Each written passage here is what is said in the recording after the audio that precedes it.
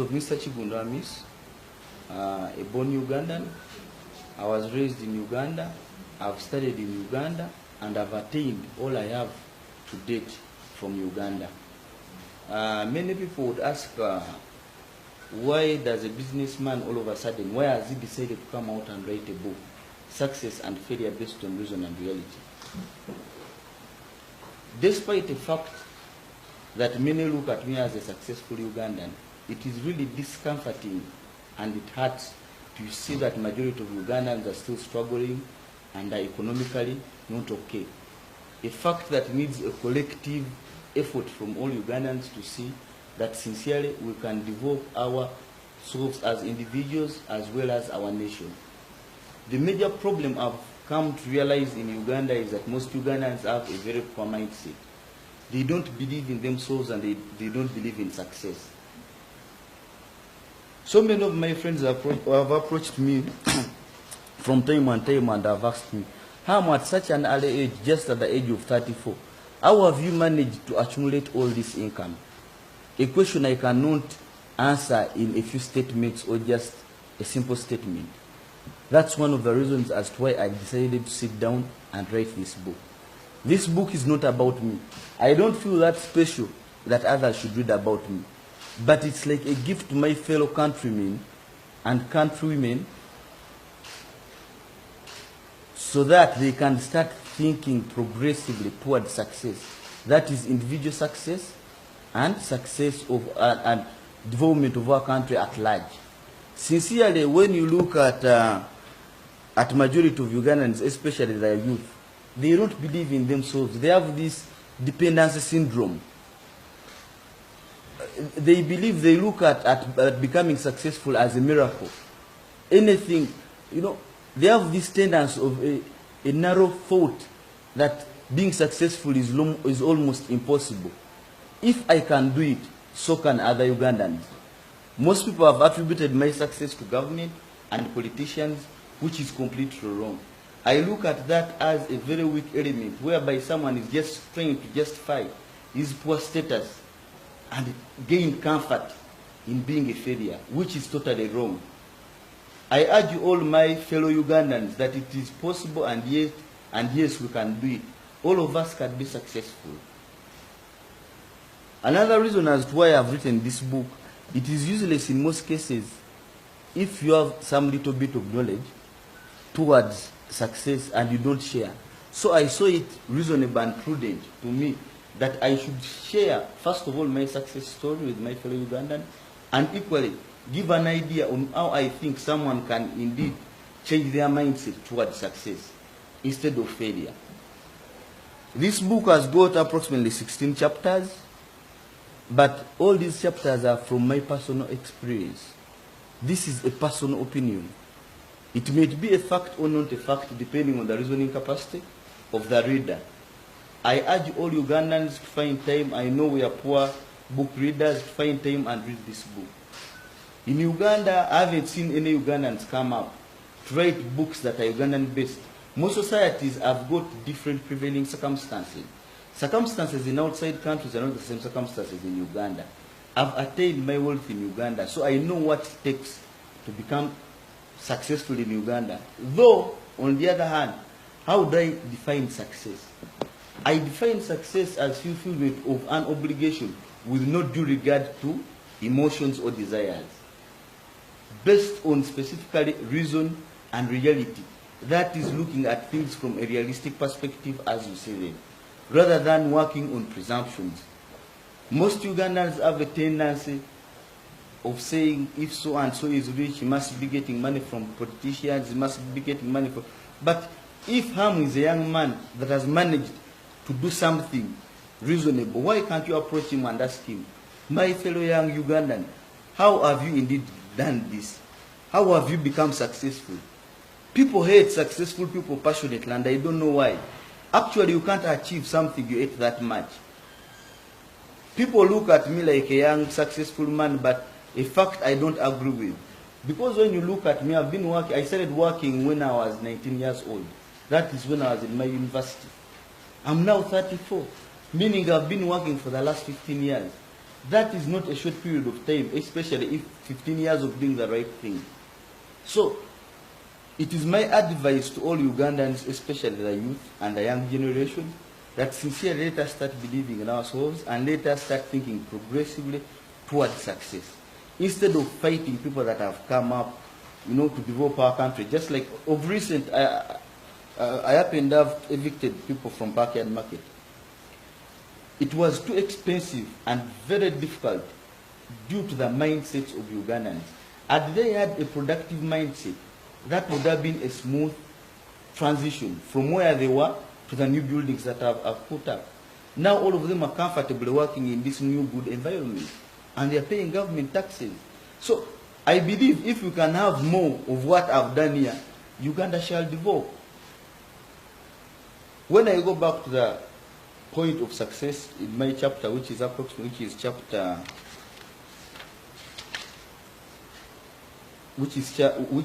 23, you'll find that I've divided success into primary success and secondary success. I've limited primary success to success of growing up into a woman or a man, success of having achieved your education certificate, success of having gotten married and maybe started a family, which anyone almost can attain. But my entire focus as a businessman, because it's business that I do and it's business that I know, my focus is on that desire for someone to make a difference in their life, a desire for someone to attain riches and wealth. Where do you start? What is the starting point? So many Ugandans are stuck. They don't know even where to start. Where does someone start? You tell them it's capital. He will still ask you, what do you mean by capital? Where can we get this capital from? When they look at me, they will say, their fathers were rich. They gave them money. No. When you look at the family tree, of my success, you find that my father was born deep down in a village in Masaka called Rukedede. He managed to move from Rukedede to a bigger town called Karungu. From Karungu, he moved to Masaka. From Masaka, he then came to Kampala. Most of you have been born here in Kampala. My father didn't have the education that he has given me. So all these contribute to my... But he challenged me the moment he brought us right from down deep into the village, up here. He has educated us, despite the fact that he didn't attain all that level of education like I have today. So he gave me a challenge. That's one of the driving factors that are driving me focus. If my father did all this for me, I shouldn't step on the surface as well. I should do better than him. That is why you find I've gone as far as investing in the States, trading as Hamis International UK Limited. I've got properties in the States. I've got properties in the UK. Most of you have been in Manchester. I've got a very big building in Manchester. Trading as Hamis International UK Limited. The sky is the limit, but it all goes back to reason. Everyone has got a brain. And I feel it is your responsibility to exploit and explore that brain, to start thinking progressively towards success, not failure. There is a very big difference between knowledge and being wise. I've come to realize that most Ugandans are knowledgeable about all the basic factors in life. He knows the most expensive countries, the richest countries, the most expensive cars, the best houses in the... So they are so knowledgeable. But a wise person is he who can apply the little knowledge he has productively towards success. Most Ugandans don't have that. So, someone just posted a cover of this book on Facebook. But when you look at the comments people have come up with,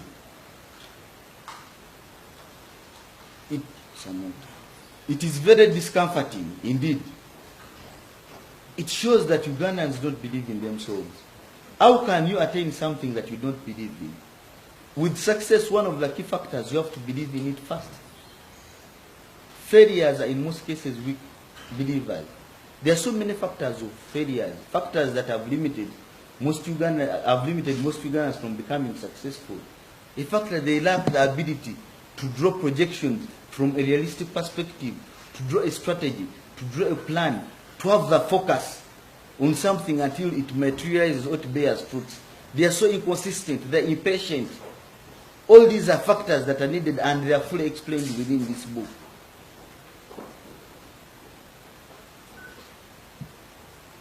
I've gone as far as looking at other fundamental factors like I've defined poverty in this book, but that is in accordance with my own personal opinion. What is poverty? I've defined poverty as a temporary state where someone has nothing, has little, or not enough yet. But whereas a permanent state of poverty equals to failure. But in most cases, failure is 95% attached to the brain. One is inability to think progressively towards success. Poverty, being poor, that is a temporary state. We've all come out of poverty. My father wasn't born rich, like most claim. We have all been there. But you have to believe that it is simply a temporary state. Someone can simply be poor by birth. We are born to a poor family. But the moment you grow up and you grow out of that family, the decision is yours to either become successful, to aim for success, or stay poor. Someone can be poor by belonging, whereby the prevailing circumstances are not enough to facilitate your development, economic, political, and social factors are not welcoming for you to get out of poverty. But that is a temporary state, which simply like I'm a rich person today, you can look at me like a rich person, but I can drop from rich to rags. That's if I stop attaching reason to whatever I do. So I want, first of all, my fellow young Ugandans to start believing in themselves and to believe they can make it. Ugandans hate success so passionately. They would even go as far as telling a lie, simply to keep their hearts at peace. They would say that property is not his, he's working for government, he's working for politicians, something that is very wrong. I would rather have you come ask Ham, at such a tender age, how have you made it, my brother? And me, and I'm open. Actually, that's one of the reasons I've written this book. To pass information and knowledge to my fellow Ugandans and to see if they can use it to their advantage, to start thinking progressively towards success, but not failure. It is indeed discomforting to see, even if successful, to see that most Ugandans are failures and are poor people. It is hurting when we travel across borders. We are not judged by the amounts of money on our bank accounts. No, we are not judged by our individual status. We are judged by our countries of origin and the kind of passports we hold. Despite the fact that I employ whites in the UK, disrespect me due to my origin. So I would rather believe that let all the rich people out there, let us work towards development of our country rather than individual development. The other factors I've talked about, like employment. Employment is a very limiting factor to most of the young people. You see, when you look at employment, we the employers, we usually pay a salary that is limited just to survival. When you look at all your salaries, even you the media people, you'll find that in most cases, your salary is within the limits of your expenses. Income, salary is always equal to expense. Even if I decided to promote you to a manager and increase your salary maybe from 1 million to 2 million, you'll find that I would expect you to live up to the standard of your status. If you didn't have a car, you'll have to buy a car. If you used to live in a neighborhood, the poor neighborhood, you'll have to move to a better neighborhood. So at the end of the day, you are simply surviving. Not I look at employment as something that should be temporary, for a given period of time, only to accumulate enough income to move into a private business. And when you look at day-to-day prevailing circumstances, you find that circumstances change and prices of all day-to-day things we use go up. But your salaries don't move up in accordance with your salaries, in accordance with your salaries. So at the end of the day, you are simply surviving. A person should have a plan and a projection to move out of employment. And when you stay so long in employment, you get this dependency syndrome, whereby your job becomes your father and your mother. Without it, you can't survive. Yet at a given point in time, I would believe that anyone past the age of 35, employment should be from approximately 25 to at least a maximum of 35. By the age of 35, someone must have started his own private business towards success, not merely survival. In life, we desire to live, not survive. You can comfortably feed on beans and you won't die, but it wouldn't hurt to feed on meat too. So we desire to live, not to simply survive. That's the difference. And maybe if we promote individual development in the long run, as an end result, our country will develop too, because people will have changed their mindset. Another point I talked about in this book briefly was education. When you look at education systems of most societies, I divided it into two. That is the formal education and informal education. Formal education is education got from systems. Like you see curriculums, like you see courses and all that. The essence of an education system is to prepare the students for challenges in the world.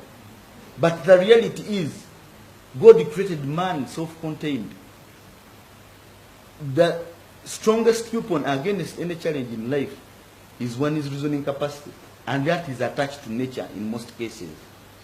When you look at our education systems, in most cases they are theoretical. And these need to be updated from time to time due to changing prevailing circumstances.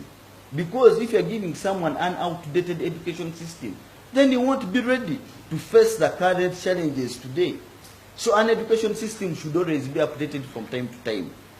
Otherwise, bringing out a person being qualified from an outdated education system is simply like sending soldiers to a war with guns but without blades.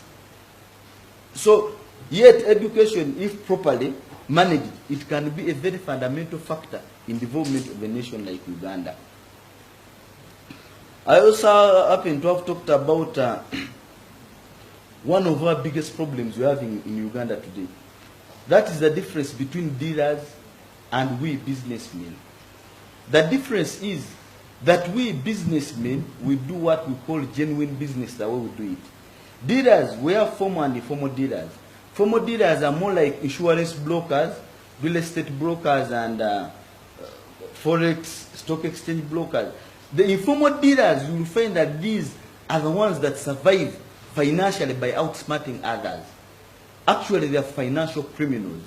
In most cases, they present a business proposal that looks so promising from the surface, but deep inside, when it's a scam and a con, before you realize that it was actually a con, they've already run off your money. And at times they are too good that you may not even stand to have enough evidence to put a claim in court.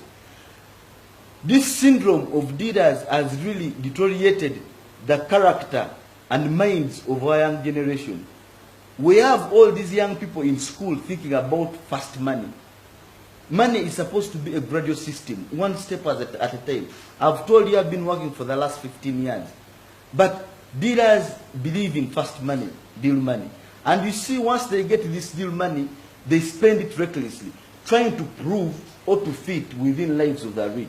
A rich person doesn't have to prove himself rich, because rich is what he is. A dealer has to spend extravagantly on all issues, throw around money for him to show the public that sincerely is well off. And on the other issue too, at the same time, he has to spend extravagantly, so that this is one of the mechanisms they use to attract other people with money, so that they can take money from them. I've seen what is happening to foreign dealers in most cases. Once the money is finally out, it is very discomforting and very sad. These boys and girls end up with completely nothing. They end up struggling. You know, it is like trying, I once said, it is like getting power from a transformer and trying to bring it a three-phase voltage. You try to bring it into the house using these 2mm wires. Definitely it will burn. You have to look for a wire that has that ability to hold that current. In most cases, money in large volumes with inability to manage it is poisonous to the young minds. That is why they end up completely burnt out. And it is very unfortunate that in most cases, once this money is used up, they would be called friends, all start making fun of them. And in most cases, they even have to move out of their societies and wander out there, because they can no longer survive within these societies. What happens to foreign dealers is... So I encourage all our young generation, please stop thinking about fast money. Life is a gradual process. Simply like once a child is born, it will crawl, it will walk, and finally run. If you try to run before crawling, you are bound to fall. So I encourage all the young generation, sincerely, stop believing in deal money and fast money. That is one of the reasons I've written this book. I also tried, I tried briefly to give a difference between the rich and the poor, or what is being rich, what is being poor, what is being wealthy. I can comfortably tell you that at this particular moment I'm a rich man, but I'm working towards becoming a wealthy man. A rich person is one with a lot of valuable possessions and assets, just like I do. But we equally have a lot of liabilities. A wealthy person is a person who has got a lot, all that I have, but with no liability at all. If a rich person can remove liabilities from his assets, then he becomes a wealthy person. Riches can be measured from the amount of assets you own. Wealth is measured from time. How long can you survive without working? That's the difference. Rich people create jobs, wealthy people create systems.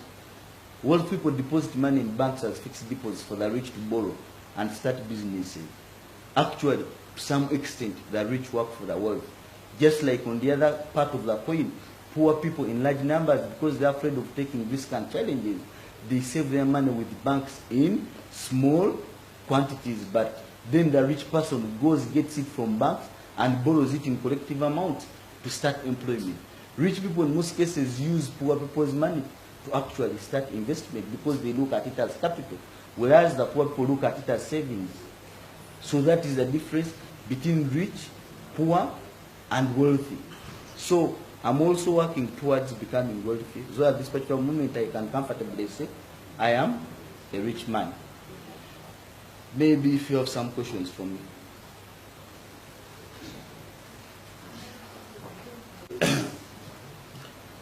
When it comes to agro-processing and additional value, it is one of the businesses I'm moving in at a large scale. I can comfortably tell you that I'm going to risk whatever I've got into agro-processing and additional value. Just for one reason. All I've done in the past was for individual success. I want to do something that not only grows my economic empire, but equally creates a positive change in my society.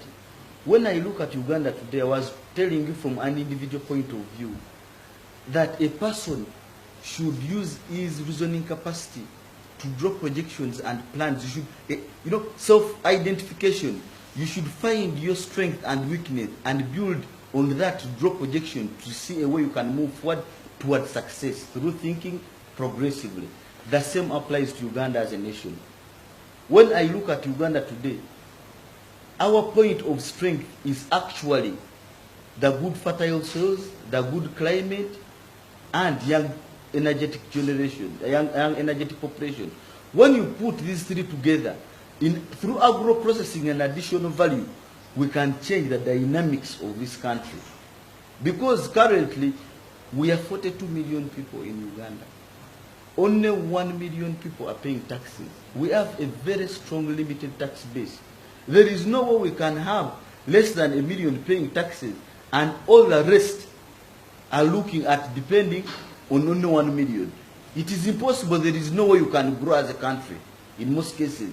So, if we can, when you talk to most Ugandans, their entire focus is always in Kampala. To me, this is the starting point. Nachivubo and all the assets I've got. This is the starting point for me. Where I'm aiming to really make it in life is agro-process and additional value. You find that it is only 7 million people that are in towns, meaning that 85% of all Ugandans are in villages. And they have fertile soils. If they can tilt this land and have produce, then some of us will go into additional value. We shall put up silos. We shall put up industries and factories to process these things. We shall look together with the government. We can look for the international market and regional market. In fact, we can even start with the domestic market and we promote what we call import substitution. You'll find that we are a nation that is so dependent on imports rather than exports. Everything we are using is imported from outside. So, sincerely, if we can do import substitution and we start producing majority of these things from here, we would have cut on the amount of money that is leaving our country and maybe we shall stabilize even our currency. Then we shall equally focus on the regional market when you look at the neighboring countries as well as the international market. If we can get at least half, 15 million to 20 million of the Ugandan population at least having an income, how many revenue officers have you seen in your villages? None. Then that means we shall have widened. We shall have widened the tax base rather than frustrating the already existing small taxpayers, because they also finally collapse. Yendowooze gye twagala okujja ki mbavubuka bannaffe okulaba nga badda mu mbeera erowooza mu kulaakulana.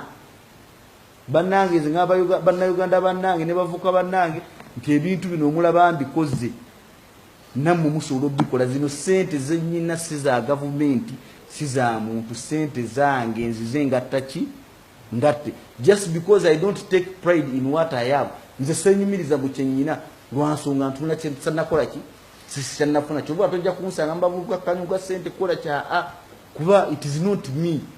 I believe in working forward.